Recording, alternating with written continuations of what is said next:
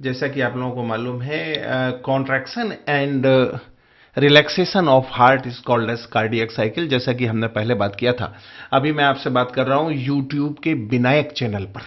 ठीक है, तो याद रखना है आपको। अभी हम कार्डियक साइकिल के बारे में बात करने वाले हैं। आपके सामने स्क्रीन पर एक चार्ट कंप्लीटली बना हुआ है, यहां से हम लोग बात स्टार्ट करते हैं।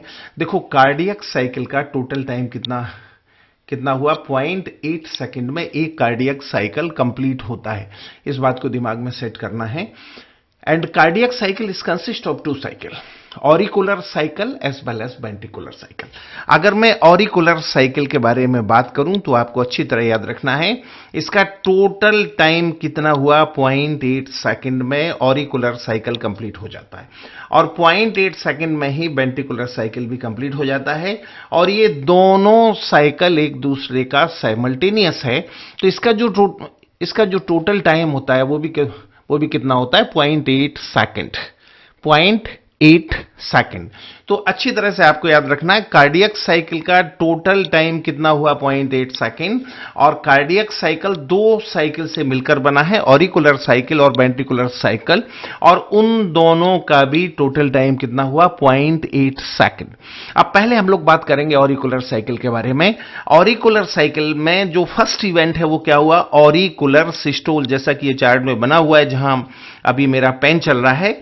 ऑरिकुलर सिस्टोल ये कुल मिलाकर 0.1 सेकंड में कंप्लीट होता है।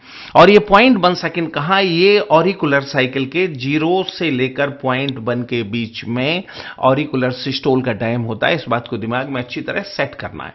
उसके बाद क्या होता है, ऑरिकुलर डायस्टोल। ठीक है, और auricular diastole takes a time of 0.7 second. ये 0.7 सेकंड में कंप्लीट होता है। और ये 0.7 सेकंड कहां पर है, ये ऑरिकुलर साइकिल के 0.1 से लेकर 0.8 सेकंड तक का टाइम है।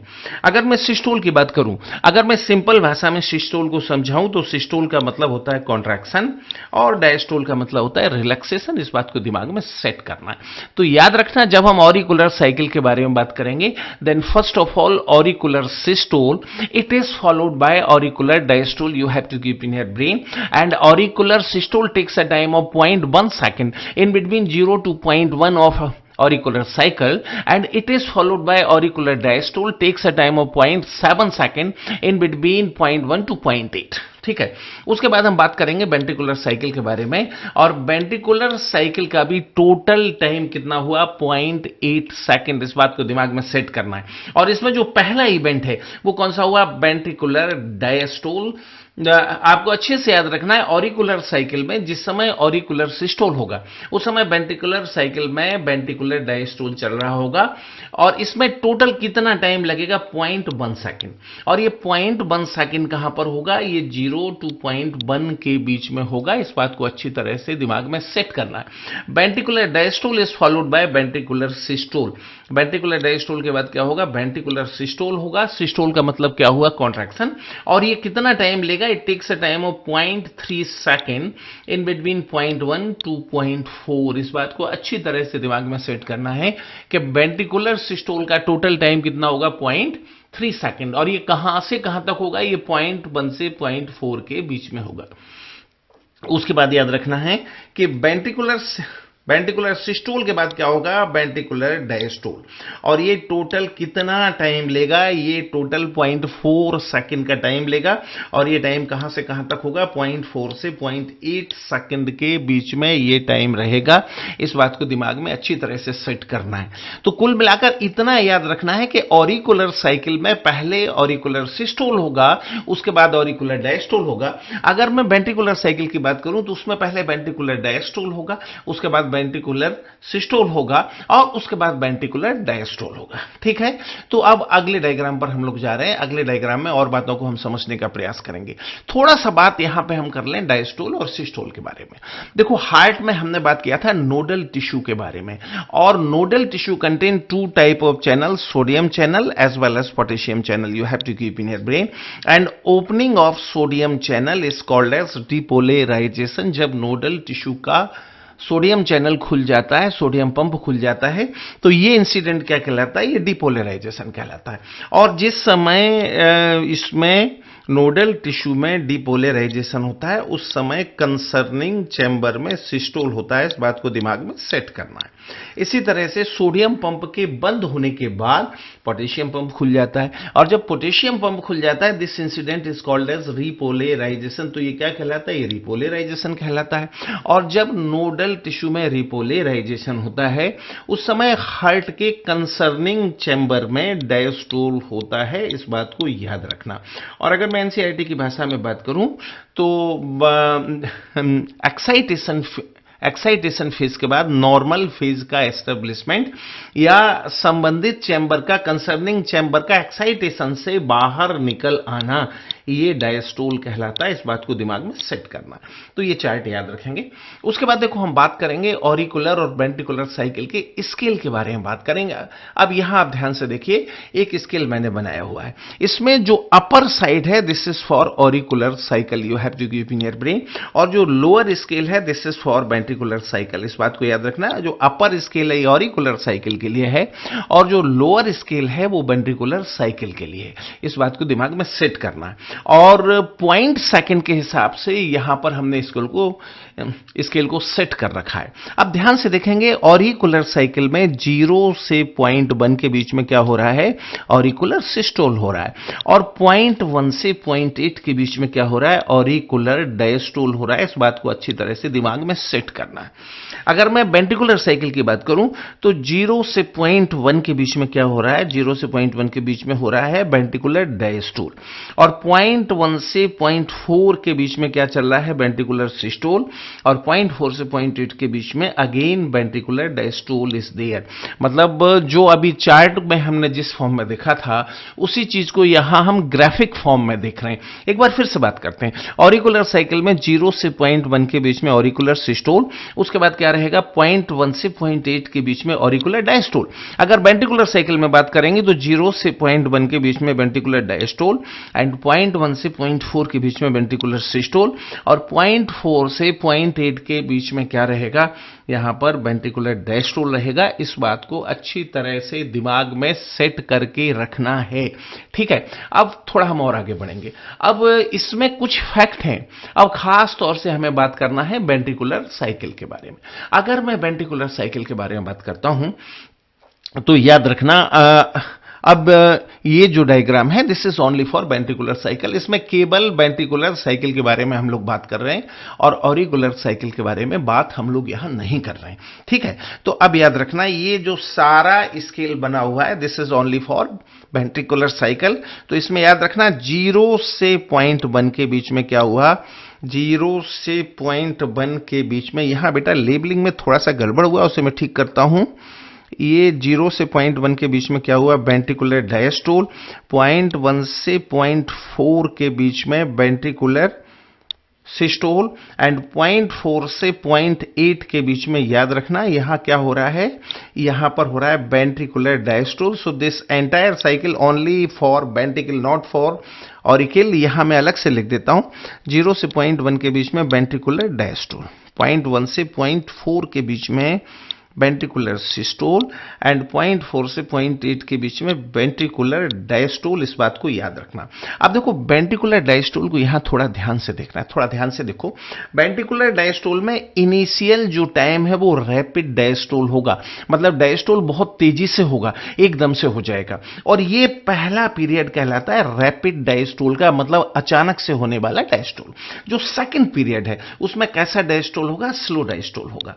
और ये जो सेकंड पीरियड है जिसमें स्लो डायस्टोल होता है, इस बात को अच्छी तरह से याद रखना। ये सेकंड पीरियड क्या कहलाता है? ये डायस्टेसिस कहलाता है, इस बात को अच्छी तरह से दिमाग में सेट करना है। ये सेकंड पीरियड याद रखना, वेंट्रिकुलर डायस्टोल 0.4 से 0.8 के बीच में जो हम बात करते हैं, तो इसमें जो पहला पीरियड है वो रैपिड डायस्टोल का है। रैपिड मतलब बहुत तेजी से, अचानक से डायस्टोल हो जाना है, जिसमें ऑरिकल का बहुत सारा ब्लड जो कि 0.1 से 0.4 के बीच में ऑरिकल में स्टोर हो गया था, क्योंकि 0.1 से 0.4 के बीच में क्या था? जो है कस्पिड वेल्व है वो कैसे थे? क्लोज थे। वो सारा ब्लड वेंट्रिकुलर डायस्टोल के इनिशियल पीरियड में तेजी से कहां आएगा, ऑरिकल से वेंट्रिकल में आएगा। और ये पीरियड क्या कहलाता है, ये कहलाता है रैपिड डायस्टोल। इस बात को अच्छी तरह से याद रखना। उसके बाद का जो पीरियड है वो किसका होता है, वो होता है स्लो डायस्टोल का। बहुत सारा ब्लड ऑरिकल से ऑलरेडी वेंट्रिकल में आ चुका है और अब बहुत तेजी से डायस्टोल करने की जरूरत ही नहीं है। जब बहुत तेजी से डायस्टोल करने की जरूरत ही नहीं है, इस बात को अच्छी तरह से दिमाग में सेट करना, तो अब डायस्टोल कैसा होगा, धीमा होगा, लेस स्पीड पर होगा। और ये धीमे डायस्टोल का जो ड्यूरेशन है ये क्या कहलाता है, this is called as diastasis. याद रखना। तो वेंट्रिकुलर डायस्टोल के दौरान जो सेकंड पीरियड है ये डायस्टेसिस कहलाता है, जिसमें वेंट्रिकुलर डायस्टोल बहुत ही धीमे तरीके से होता है। इस बात को अच्छी तरह से दिमाग में सेट करना। ठीक है, अभी हम अगले डायग्राम पर आते हैं। इसमें केवल वेंट्रिकुलर साइकिल के बारे में हम लोग बात कर रहे हैं और वेंट्रिकुलर साइकिल में जो बेल्ब की कंडीशन है, कस्पिड और सेमीलुनर बेल्ब की जो कंडीशन है उसके बारे में हम लोग बात करने जा रहे हैं। तो देखो, इसमें पहला पीरियड हुआ 0 से 0.1 का और ये 0 से 0.1 का पीरियड किसका है, ये वेंट्रिकुलर डायस्टोल का पीरियड है। सेकंड 0.1 से 0.4 और ये वेंट्रिकुलर सिस्टोल का पीरियड है। और थर्ड वन जो हम देख रहे हैं 0.4 से 0.8, ये किसका पीरियड है, याद रखना ये पीरियड वेंट्रिकुलर डायस्टोल का है। ठीक है, अब ये डायग्राम हम देखने का प्रयास करेंगे 0 से लेकर 0.1 के बीच में। डायग्राम को ध्यान से देखेंगे। देखो, ये कस्पिड बेल्ब इसमें कैसा है, कस्पिड बेल्ब इसमें ओपन है, जबकि सेमी लूनर बेल्ब कैसा है, वो इसमें क्लोज है। ठीक है, अगर 0.1 से 0.4 के बीच में आप बात करेंगे, सेकंड डायग्राम में जैसा आपको दिखाई दे रहा है इसमें बात करेंगे, तो इसमें ध्यान से देखो, इसमें कस्पिड बेल्ब कैसा है, क्लोज है और सेमी लूनर बेल्ब यहां पर खुला हुआ है।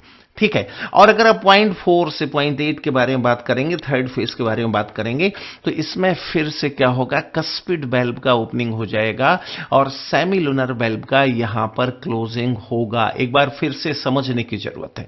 0 से 0.1 के बीच में कस्पिड बेल्ब ओपन रहेगा, सेमी लूनर बेल्ब कैसा रहेगा, क्लोज रहेगा। 0.1 से 0.4 मतलब वेंट्रिकुलर सिस्टोल के बीच में जो कस्पिड बेल्ब है वो क्लोज हो जाएगा। ठीक है, और सेमी लूनर बेल्ब कैसा हो जाएगा, ओपन हो जाएगा। और 0.4 से 0.8 के बीच में याद रखना, फिर से जो कस्पिड बेल्ब है वो ओपन हो जाएगा। सेमी लूनर बेल्ब, ये जो सेकंड बेल्ब बना हुआ है, ये कौन सा बेल्ब है, ये सेमी लूनर बेल्ब है। तो इसमें जो सेमी लूनर बेल्ब है वो कैसा हो जाएगा, क्लोज हो जाएगा। अब जरा इस बात को हम समझने की कोशिश करते हैं, ध्यान देना। देखो, 0 से लेकर 0.1 तक, 0 से लेकर 0.1 तक जो सेमी लूनर बेल्ब है वो कैसा है, क्लोज है और कस्पिड बेल्ब ओपन है। इसका मतलब 0 से लेकर 0.1 तक कस्पिड बेल्ब कैसा है, ओपन है और उसके बाद ये क्लोज है। मतलब इसका सडन क्लोजर जो होगा, कस्पिड बेल्ब का जो सडन क्लोजर होगा वो कहां होगा, 0.1 सेकेंड पर होगा। इस बात को दिमाग में सेट करके रख, कहां होगा, 0.1 सेकेंड पर होगा जो इसका सडन क्लोजर होगा। तो जब भी किसी बेल्ब का सडन क्लोजर होता है उसमें एक साउंड जनरेट होता है। तो 0.1 पर जहां पर कि वेंट्रिकुलर डायस्टोल कंप्लीट होता है और वेंट्रिकुलर सिस्टोल का इनिशिएशन होता है, स्टार्ट होता है, वहां पर सडन क्लोजर ऑफ कस्पिड बेल्ब, याद रखना, जिसके चलते एक साउंड जनरेट होता है। This is called as lub और first sound of heart. You have to keep in your brain first sound of heart. ऐसे ही 0.4 पर sudden closure of semilunar बेल्ब, इस बात को दिमाग में सेट करके रखना, उसका भी एक साउंड होगा जो क्या कहलाता है, डब और सेकंड साउंड ऑफ हार्ट। इस बात को दिमाग में सेट कर लेना। This is also called as second sound of heart. तो याद रखना, इस पर बार बार क्वेश्चन आता है, बार बार क्वेश्चन आता है। ये दोनों साउंड निश्चित रूप से दिमाग में सेट करके रखना है। 0.1 पर कस्पिड बेल्ब का जब क्लोजर होगा तो फर्स्ट साउंड और लब होगा। 0.4 पर सेमी लूनर बेल्ब का जहां क्लोजर होगा वहां कौन सा साउंड होगा, याद रखना, सेकंड साउंड और डब होगा। इस बात को याद रखना। फर्स्ट साउंड का ड्यूरेशन थोड़ा सा ज्यादा होता है, सेकंड साउंड का ड्यूरेशन थोड़ा कम होता है, लेकिन फर्स्ट साउंड थोड़ा सा डल होता है, और सेकंड साउंड का जो उसका थोड़ा ज़्यादा स्ट्रॉन्ग टाइप का होता है। इस बात को दिमाग में सेट करके रखना। तो इस डायग्राम में दो चीज़ें हमें दिमाग में सेट करना है। पहली बात ये सेट करना है कहाँ से कहाँ तक कौन सा वेल्व ओपन है, कौन सा वेल्व क्लोज है। दूसरा, फर्स्ट साउंड और सेकंड साउंड कब कब होता है उसको भी हमें दिमाग में सेट करना है। तो ये दो बातें यहाँ अच्छी तरह से हमें सेट करना है, ठीक है। उसके बाद हम लोग अगले डायग्राम पर जाएंगे। अब ये कार्डियक साइकिल को हमने सर्कुलर मैनर में यहां बनाया, और ध्यान से देखेंगे इसमें जो रेड कलर से ये आउटर साइकिल बना हुआ है, दिस इज ऑरिकुलर साइकिल, ठीक है। और ब्लू कलर से जो इंटरनल साइकिल बना हुआ है, दिस इज वेंट्रिकुलर साइकिल। इस बात को याद रखना, ये वेंट्रिकुलर साइकिल है। और जो आउटर है वो कैसा है, वो ऑरिकुलर साइकिल है। इस बात को दिमाग में सेट करके रखना है, ठीक है। अब जरा ध्यान से देखना, और इसमें जो पॉइंट, अब ये राइट साइड वाले डायग्राम में हम लोग आएंगे, इस डायग्राम के बारे में हम लोग बात करेंगे, इसको हम समझने का प्रयास करेंगे। सबसे पहले ऑरिकुलर साइकिल के बारे में बात करेंगे, ठीक है। और यहां पर जो पॉइंट 8 है, यही अगले साइकिल का 0 हो जाएगा। इस बात को दिमाग में सेट करना है। तो पहले हम जो आउटर साइड में रेड कलर का साइकिल है उसके बारे में बात करें। ऑरिकुलर साइकिल में 0 से पॉइंट 1 के बीच में क्या होना है, सिस्टोल होना है। और पॉइंट 1 से लेकर के पॉइंट 8 तक यहां पर क्या चलना है, पॉइंट 8 तक यहां पर ऑरिकुलर डायस्टोल चलना है। जरा इस बात को यहां पर अच्छी तरह से दिमाग में सेट करके रखना है। पॉइंट 0 ऑरिकुलर साइकिल में देखो, आउटर सर्किल जो ये रेड कलर का है, this is for auricular cycle.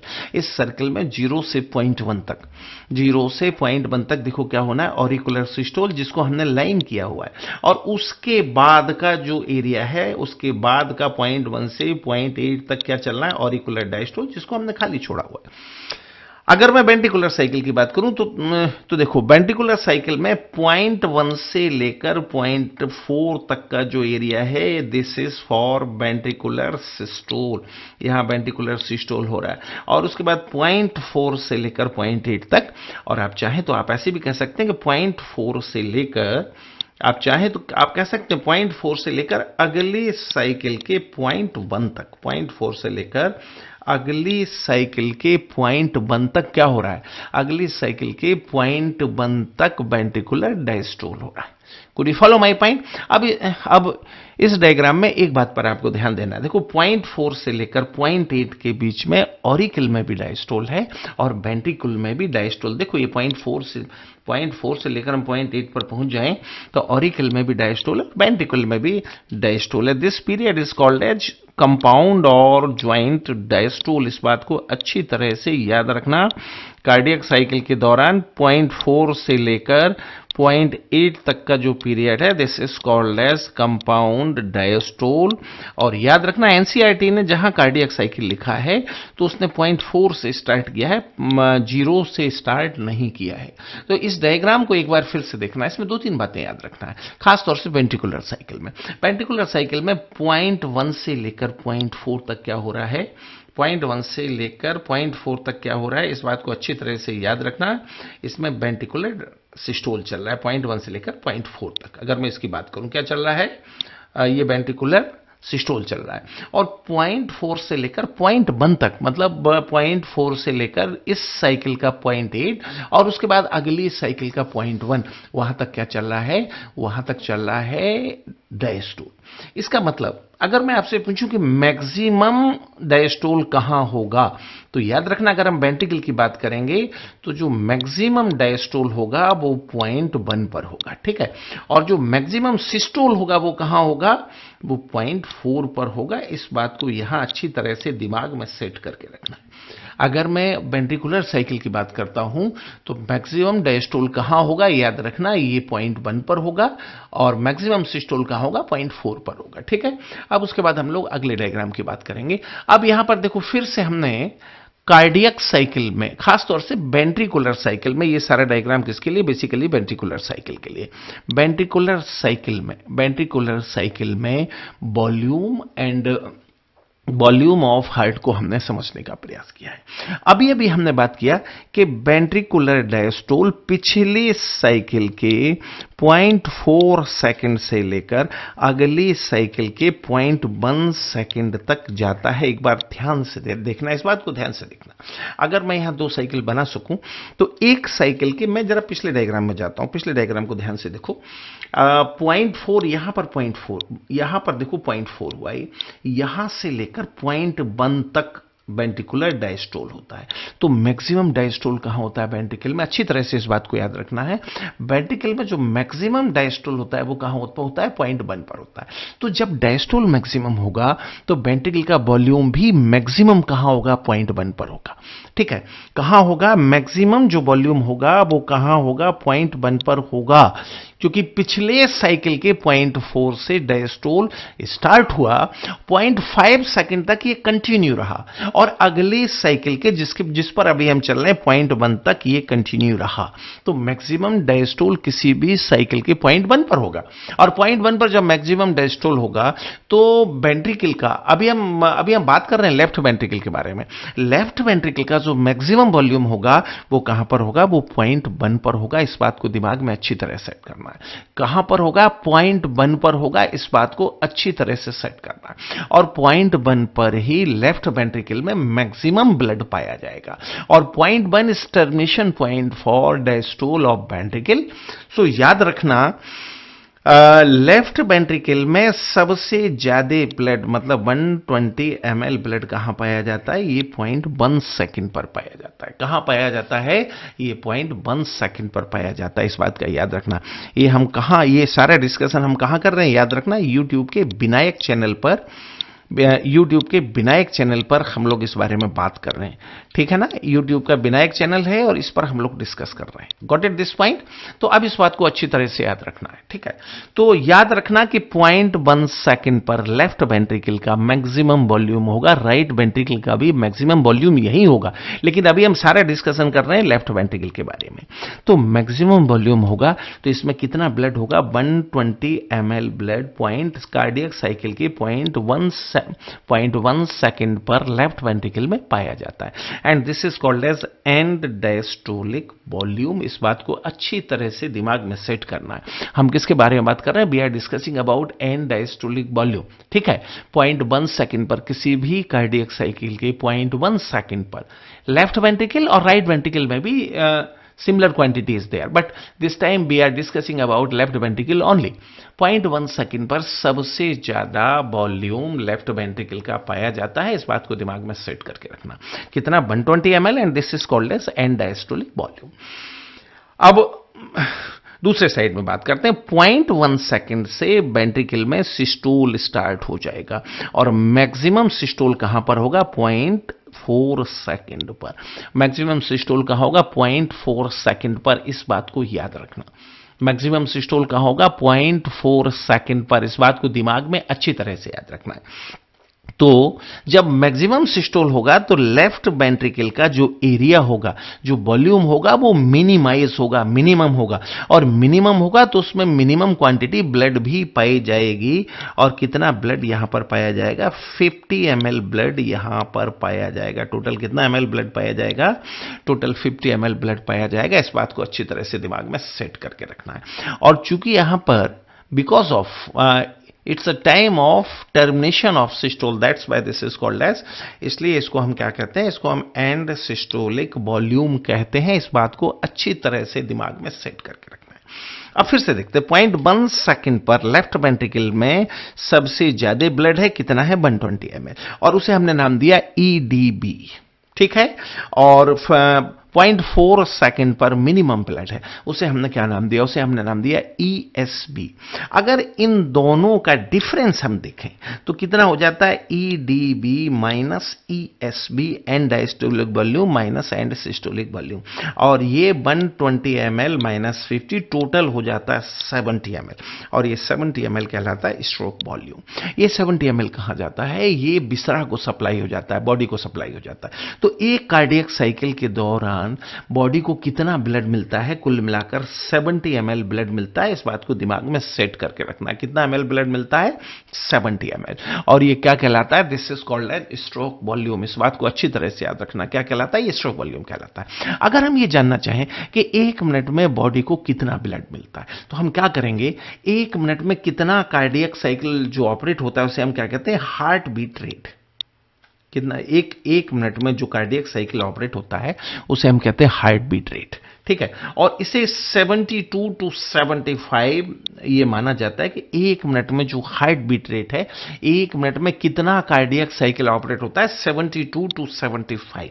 और इसे हम क्या मानते हैं, इसे ये 72 टू 75 को हम क्या मानते हैं, इसे हार्ट बीट रेट मानते हैं। अगर और एक कार्डियक साइकिल में बॉडी को कितना ब्लड मिलता है, स्ट्रोक वॉल्यूम के बराबर 70 ml। तो अगर स्ट्रोक वॉल्यूम को हम मल्टीप्लाई करते हैं किसके साथ में, हार्ट बीट रेट के साथ, अगर स्ट्रोक वॉल्यूम को हम मल्टीप्लाई करते हैं तो हमें यह मालूम पड़ जाएगा कि 1 मिनट में बॉडी को कितना ब्लड मिलता है, 5240। अगर हम हार्ट बीट रेट को 72 मान लें या 5250, अगर हम हार्ट बीट रेट को 75 मान लें, ठीक है ना। तो याद रखना, कार्डियक साइकिल के दौरान पूरा 1 मिनट में 72 और 75 कार्डियक साइकिल ऑपरेट होती है। और इसमें बॉडी को कितना ब्लड सप्लाई होता है, 5240। याद रखना 5240 ये एनसीईआरटी की वैल्यू। एनसीईआरटी ने ये कहा कि 1 मिनट में लगभग 5 लीटर, तो ये एनसीईआरटी का वैल्यू, इस बात को याद रखना। अदरवाइज हम चाहें तो अगर हम हार्ट बीट रेट को 5250 मान लें तो ये अगर हार्ट बीट को हम 75 मान लें तो ये 5250 ml हो जाएगा।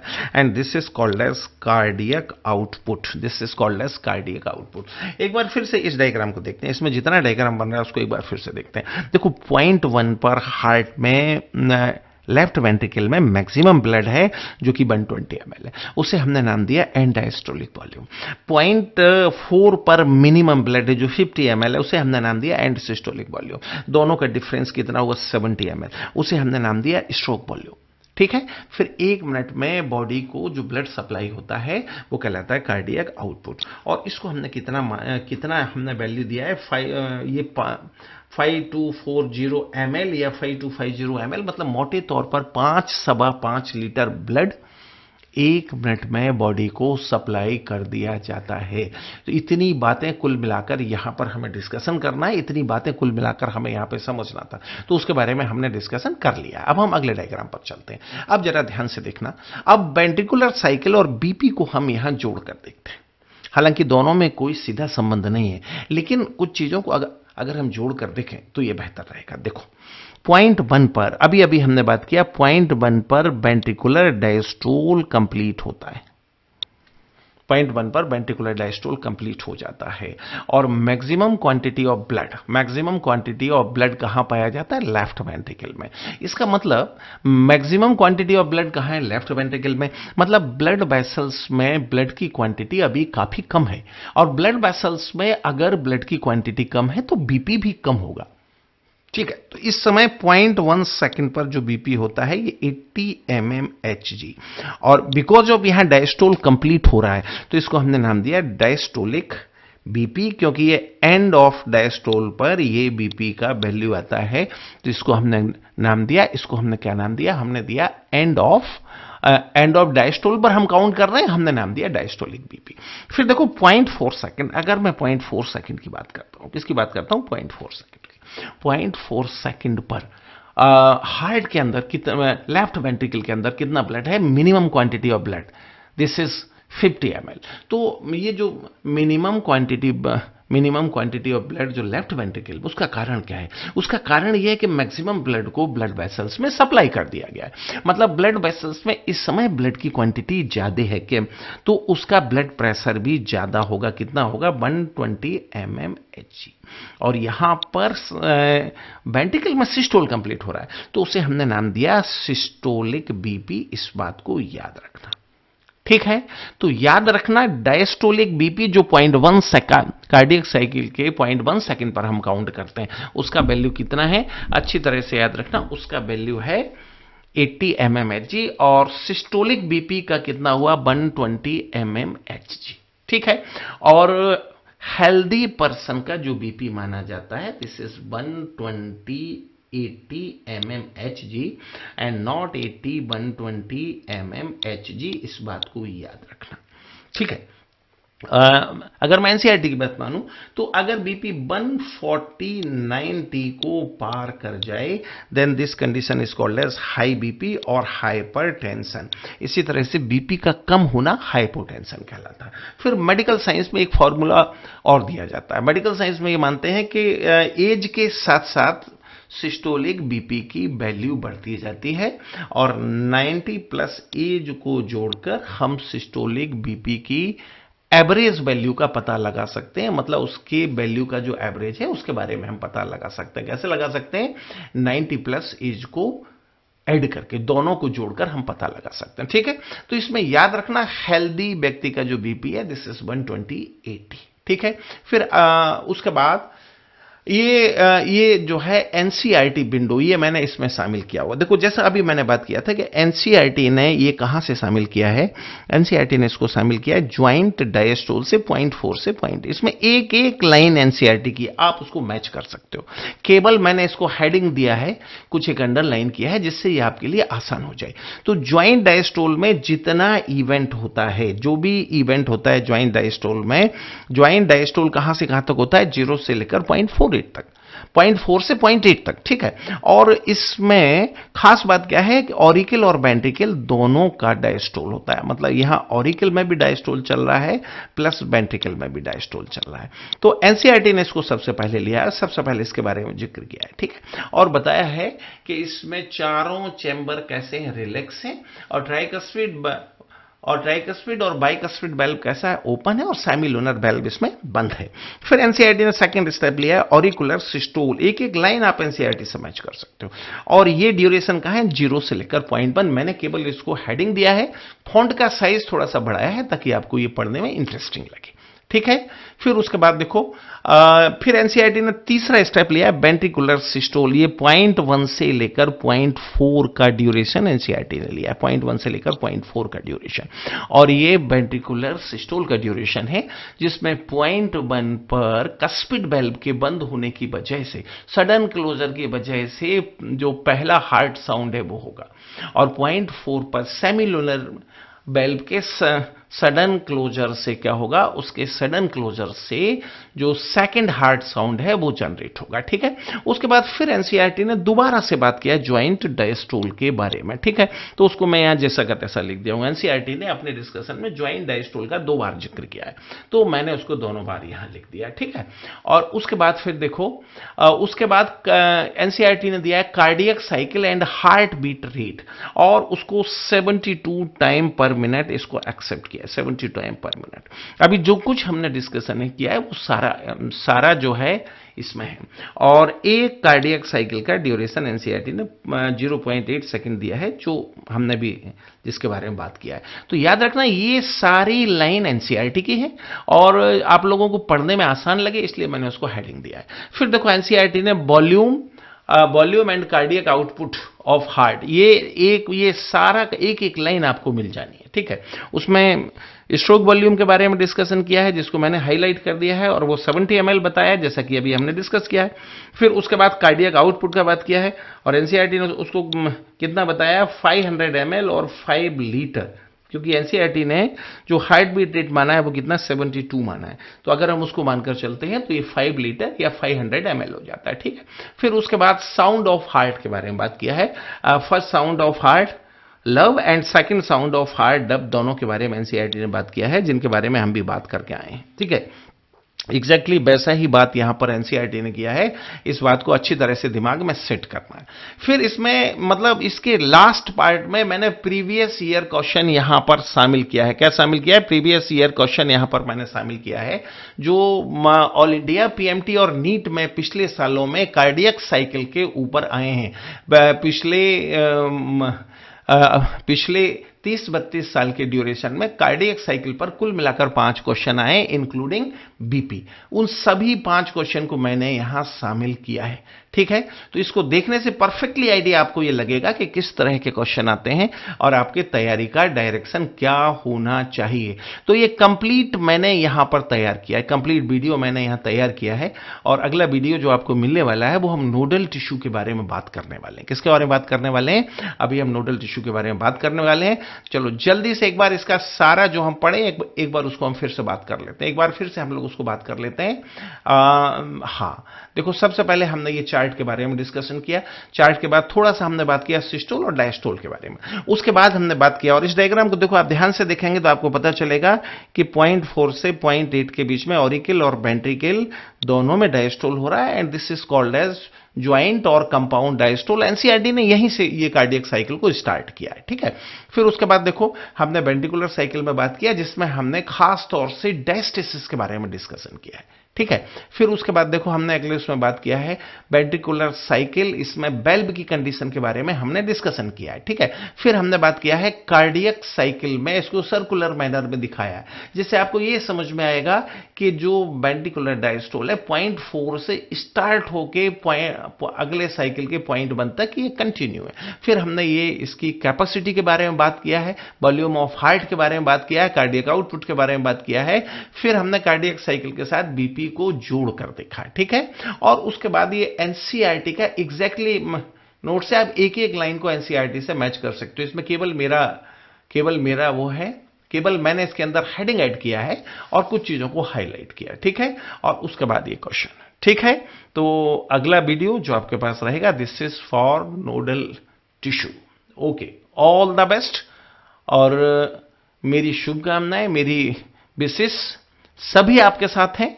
और अगर ठीक ढंग से आप तैयारी करेंगे तो निश्चित रूप से आप लोग बेहतर परफॉर्म करेंगे। Okay, all the best.